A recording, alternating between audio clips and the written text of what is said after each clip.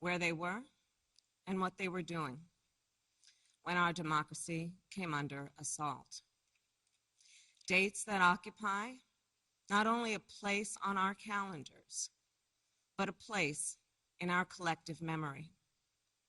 December 7th, 1941, September 11th, 2001, and January 6th, 2021. On that day, I was not only Vice President-elect, I was also a United States Senator. And I was here at the Capitol that morning at a classified hearing with fellow members of the Senate Intelligence Committee. Hours later, the gates of the Capitol were breached. I had left, but my thoughts immediately turned not only to my colleagues, but to my staff, who had been forced to seek refuge in our office, converting filing cabinets into barricades. What the extremists who roamed these halls targeted was not only the lives of elected leaders. What they sought to degrade and destroy was not only a building, hallowed as it is.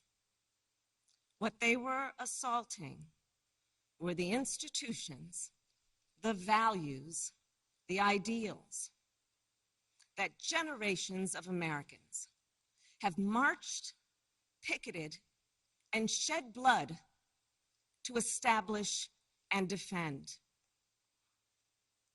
On January 6th, we all saw what our nation would look like if the forces who seek to dismantle our democracy are successful.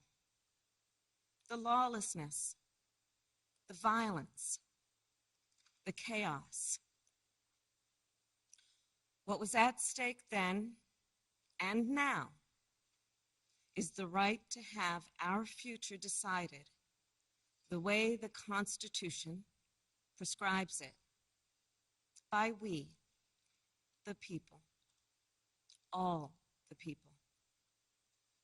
We cannot let our future be decided by those bent on silencing our voices, overturning our votes, and peddling lies and misinformation, by some radical faction that may be newly resurgent, but whose roots run old and deep. When I meet with young people, they often ask about the state of our democracy, about January 6th. And what I tell them is January 6th reflects the dual nature of democracy, its fragility and its strength. You see, the strength of democracy is the rule of law. The strength of democracy is the principle that everyone should be treated equally, that elections should be free and fair, that corruption should be given no quarter. The strength of democracy is that it empowers the people. And the fragility of democracy is this, that if we are not vigilant, if we do not defend it, democracy simply will not stand. It will falter and fail. The violent assault that took place here, the very fact of how close we came to an election overturned, that reflects the fragility of democracy. Yet, the resolve I saw in our elected leaders when I returned to the Senate chamber that night, their resolve not to yield, but to certify the election, their loyalty not to party or person, but to the Constitution of the United States, that reflects its strength. And so, of course, does the heroism of the Capitol Police, the DC Metropolitan Police Department, the National Guard, and other law enforcement officers who answered the call that day, including those who later succumbed to wounds, both visible and invisible. Our thoughts are with all of the families who have lost a loved one. You know, I wonder, how will January 6th come to be remembered in the years ahead? Will it be remembered as a moment that accelerated the unraveling of the oldest, greatest democracy in the world?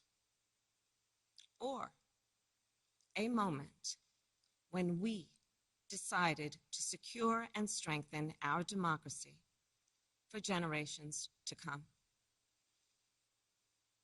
The American spirit is being tested.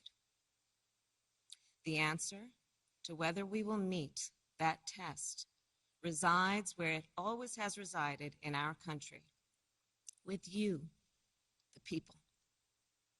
And the work ahead will not be easy.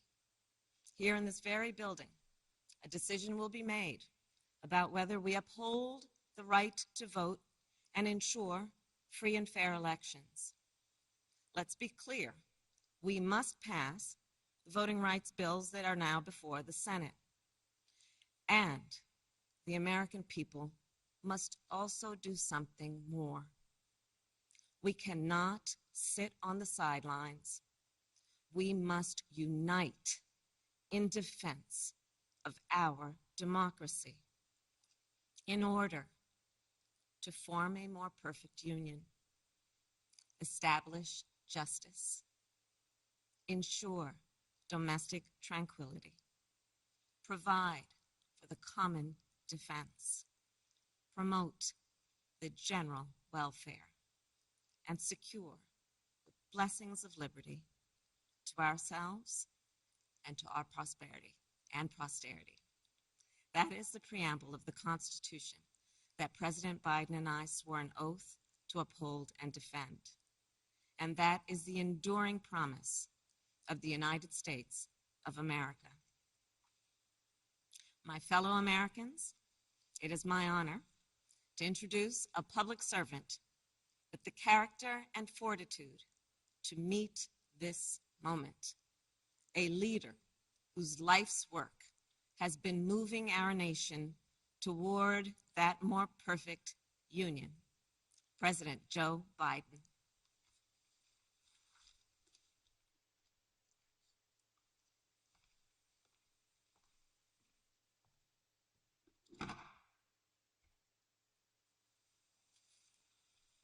Madam Vice President, my fellow Americans, to state the obvious, 1 year ago today, in this sacred place, democracy was attacked, simply attacked. The will of the people was under assault. The Constitution, our Constitution, faced the gravest of threats. Outnumbered in the face of a brutal attack, the Capitol Police, the DC Metropolitan Police Department, the National Guard, and other brave law enforcement officials saved the rule of law. Our democracy held. We, the people, endured. We, the people, prevailed. For the first time in our history, a president had not just lost an election, he tried to prevent the peaceful transfer of power as a violent mob breached the Capitol. But they failed. They failed. And on this day of remembrance, we must make sure that such attack never happens again. I'm speaking to you today from Statuary Hall in the United States Capitol. This is where the House of Representatives met for 50 years in the decades leading up to the Civil War. This is on this floor. It's where young Congressman from Illinois, Abraham Lincoln, sat at desk 191. Above him, above us, over that door leading into the rotunda, is a sculpture depicting Cleo, the muse of history, In her hands, an open book in which she records the events taking place in this chamber below. Cleo stood watch over this hall 1 year ago today, as she has for more than 200 years. She recorded what took place, the real history, the real facts, the real truth, the facts and the truth that Vice President Harris just shared, and that you and I and the whole world saw with our own eyes. The Bible tells us that we shall know the truth, and the truth shall make us free. We shall know the truth. Well, here is the God's truth about January 6, 2021. Close your eyes. Go back to that day. What do you see? Rioters rampaging, waving for the first time inside this Capitol Confederate flag that symbolized the cause to destroy America, to rip us apart. Even during the Civil War, that never, ever happened. But it happened here in 2021. What else do you see? A mob breaking windows, kicking in doors, breaching the Capitol, American flags on poles being used as weapons, as spears, fire extinguishers being thrown at the heads of police officers. A crowd that professes their love for law enforcement assaulted those police officers, dragged them, sprayed them, stomped on them. Over 140 police officers were injured. We all heard the police officers who were there that day testify to what happened. One officer called it, quote, a medieval battle, and that he was more afraid that day than he was fighting the war in Iraq. They've repeatedly asked since that day, how dare anyone diminish, belittle, or deny the hell they were put through? We saw with our own eyes. Rioters menaced these halls, threatening the life of the Speaker of the House, literally erecting gallows to hang the Vice President of the United States of America. But what did we not see? We didn't see a former president who had just rallied the mob to attack, sitting in the private dining room off the Oval Office in the White House, watching it all on television and doing nothing for hours as police were assaulted, lives at risk, the nation's capital under siege. This wasn't a group of tourists. This was an armed insurrection. They weren't looking to uphold the will of the people. They were looking to deny the will of the people. They weren't looking to uphold a free and fair election. They were looking to overturn one. They weren't looking to save the cause of America. They were looking to subvert the Constitution. This isn't about being bogged down in the past. It's about making sure the past isn't buried. That's the only way forward. That's what great nations do. They don't bury the truth. They face up to it. Sounds like hyperbole, but that's the truth. They face up to it. We are a great nation. My fellow Americans, in life there's truth, and tragically there are lies. Lies conceived and spread for profit and power. We must be absolutely clear about what is true and what is a lie. And here's the truth. The former President of the United States of America has created and spread a web of lies about the 2020 election. He's done so because he values power over principle, because he sees his own interest as more important than his country's interest, than America's interest, and because his bruised ego matters more to him than our democracy or our Constitution. He can't accept he lost. even though that's what 93 United States senators, his own attorney general, his own vice president, governors and state officials in every battleground state have all said. He lost. That's what 81 million of you did as you voted for a new way forward. He has done what no president in American history, the history of this country, has ever done. He refused to accept the results of an election and the will of the American people. While some courageous men and women in the Republican Party are standing against it, trying to uphold the principle of that party, too many others are transforming that party into something else. They seem no longer to want to be the party of Lincoln, Eisenhower, Reagan, the Bushes. But whatever my other disagreements are with Republicans who support the rule of law and not the rule of a single man, I will always seek to work together with them to find shared solutions where possible. Because if we have a shared belief in democracy, then anything is possible. Anything. And so at this moment, we must decide, what kind of nation are we going to be? Are we going to be a nation that accepts political violence as a norm? Are we going to be a nation where we allow partisan election officials to overturn the legally expressed will of the people? Are we going to be a nation that lives not by the light of the truth, but in the shadow of lies? We cannot allow ourselves to be that kind of nation. The way forward is to recognize the truth and to live by it. The big lie being told by the former president and many Republicans who fear his wrath is that the insurrection in this country actually took place on Election Day, November 3rd, 2020. Think about that. Is that what you thought? Is that what you thought when you voted that day? Taking part in an insurrection? Is that what you thought you were doing? Or did you think you were carrying out your highest duty as a citizen and voting? The former president's supporters are trying to rewrite history. They want you to see Election Day as the day of insurrection.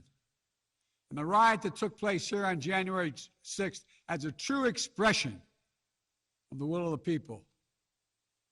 Can you think of a more twisted way to look at this country, to look at America? I cannot. Here's the truth. The election of 2020 was the greatest demonstration of democracy in the history of this country. More of you voted in that election than have ever voted in all of American history. Over 150 million Americans went to the polls and voted that day. In a pandemic, some at great risk to their lives. They should be applauded, not attacked. Right now, in state after state, new laws are being written, not to protect the vote, but to deny it. Not only to suppress the vote, but to subvert it. Not to strengthen or protect our democracy, but because the former president lost, instead of looking at the election results from 2020 and saying they need new ideas or better ideas to win more votes, the former president and his supporters have decided the only way for them to win is to suppress your vote and subvert our elections. It's wrong. It's undemocratic. And frankly, it's un-American. The second big lie being told by the former president and his supporters is that the results of the election of 2020 can't be trusted. The truth is that no election in American history has been more closely scrutinized or more carefully counted. Every legal challenge questioning the results in every court in this country that could have been made was made and was rejected. Often rejected by Republican-appointed judges, including judges appointed by the former president himself, from state courts to the United States Supreme Court. Recounts were undertaken in state after state. Georgia counted its results 3 times, with 1 recount by hand. Phony partisan audits were undertaken long after the election in several states. None changed the results. And in some of them, the irony is the margin of victory actually grew slightly. So let's speak plainly about what happened in 2020. Even before the first ballot was cast, the former president was preemptively sowing doubt about the election results. He built his lie over months. It wasn't based on any facts. He was just looking for an excuse, a pretext, to cover for the truth. He's not just a former president. He's a defeated former president. Defeated by a margin of over 7 million of your votes in a full and free and fair election. There is simply zero proof the election results are inaccurate. In fact, in every venue where evidence had to be produced, an oath to tell the truth had to be taken, the former president failed to make his case. Just think about this. The former president and his supporters have never been able to explain how they accept as accurate the other election results that took place on November 3rd. The elections for governor, United States Senate, House of Representatives. Elections which they closed the gap in the House. They challenged none of that. The president's name was first. Then we went down the line. Governors, senators, House of Representatives. Somehow those results are accurate on the same ballot. But the presidential race was flawed. And on the same ballot, the same day, cast by the same voters. The only difference, the former president didn't lose those races. He just lost the one that was his own. Finally, the third big lie being told by a former president and his supporters is that the mob who sought to impose their will through violence are the nation's true patriots. Is that what you thought when you looked at the mob ransacking the Capitol, destroying property, literally defecating in the hallways, rifling through the desks of senators and representatives, hunting down members of Congress? Patriots? Not in my view. To me, the true patriots were the more than 150 Americans who peacefully expressed their vote at the ballot box. The election workers who protected the integrity of the vote. And the heroes who defended this Capitol. You can't love your country only when you win. You can't obey the law only when it's convenient. You can't be patriotic when you embrace and enable lies.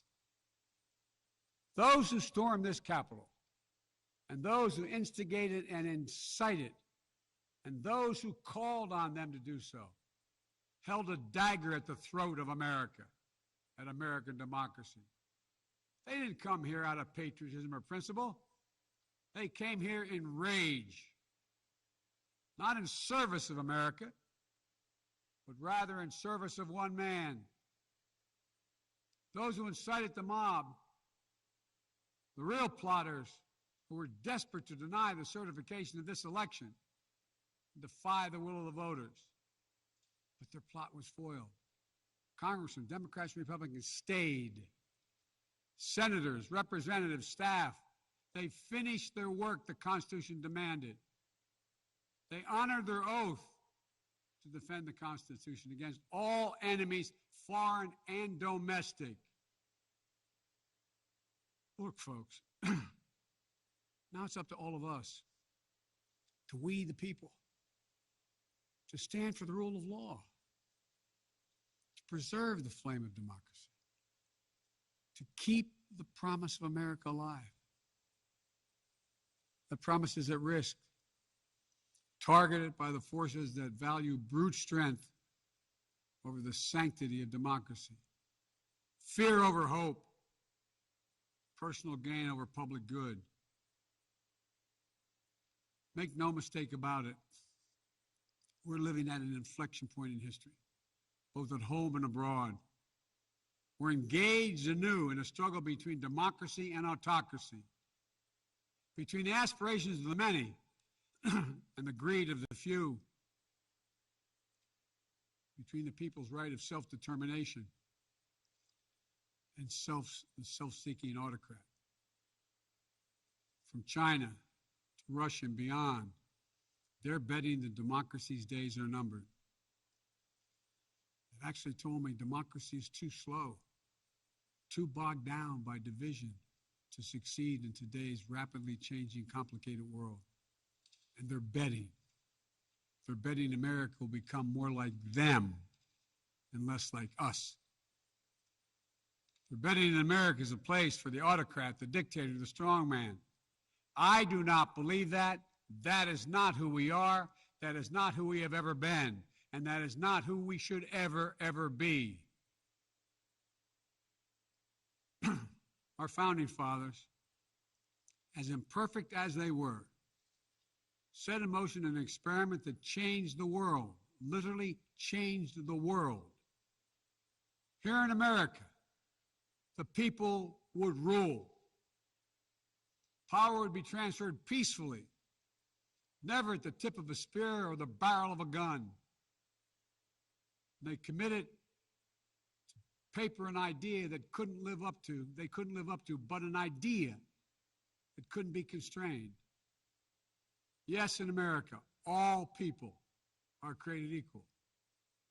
We reject the view that if you succeed, I fail. If you get ahead, I fall behind. If I hold you down, I somehow lift myself up. The former president who lies about this election and the mob that attacked this Capitol could not be further away from the core American values. They want to rule, or they will ruin. Ruin what our country fought for at Lexington and Concord, at Gettysburg and Omaha Beach, Seneca Falls, Selma, Alabama. What we were fighting for? The right to vote, the right to govern ourselves, the right to determine our own destiny. With rights come responsibilities. Responsibility to see each other as neighbors. Maybe we disagree with that neighbor, but they're not an adversary. Responsibility to accept defeat. Then get back in the arena and try again the next time to make your case. Responsibility to see that America is an idea. An idea requires vigilant stewardship. As we stand here today, 1 year since January 6, 2021, the lies that drove the anger and madness we saw in this place, they have not abated. So we have to be firm, resolute, and unyielding in our defense of the right to vote and to have that vote counted. Some have already made the ultimate sacrifice in this sacred effort. Jill and I have mourned police officers in this Capitol Rotunda not once but twice in the wake of January 6th. Once to honor Officer Brian Sicknick, who lost his life the day after the attack, and the second time to honor Officer Billy Evans, who lost his life defending this Capitol as well. We think about the others who lost their lives and were injured, and everyone living with the trauma of that day, from those defending this Capitol to members of Congress in both parties and their staffs, to reporters, cafeteria workers, custodial workers, and their families. Don't kid yourself. The pain and scars from that day run deep. I've said it many times,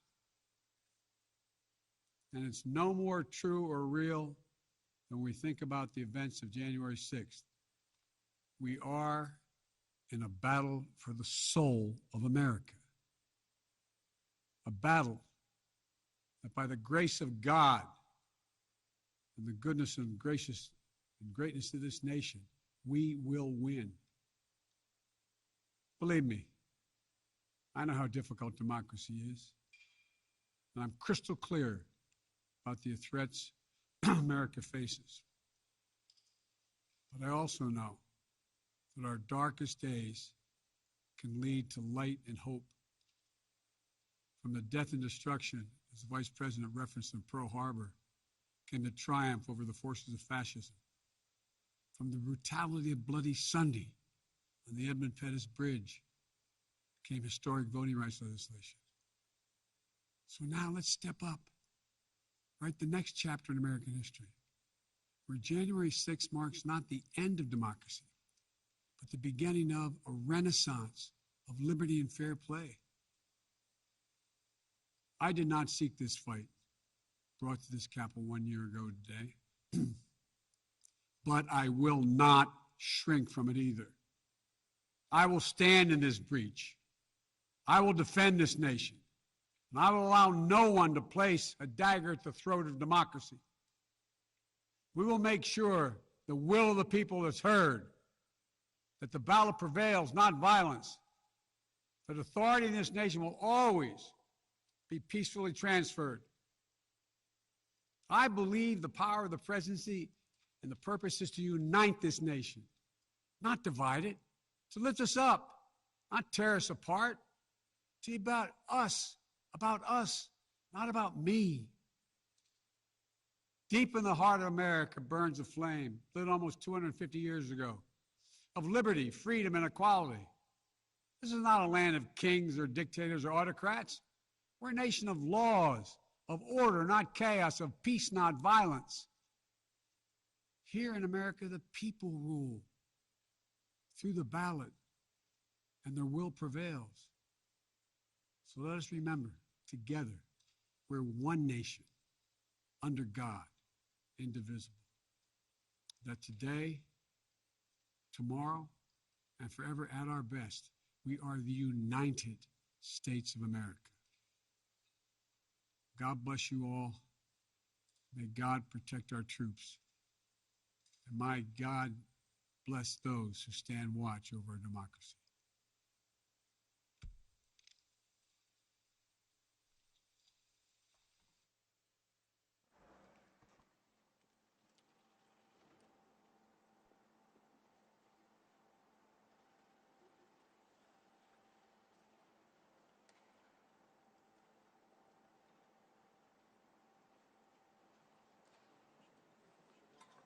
All right, Paul.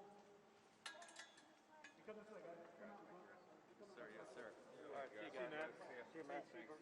Good seeing you. Thank you, guys. Thank you. Official.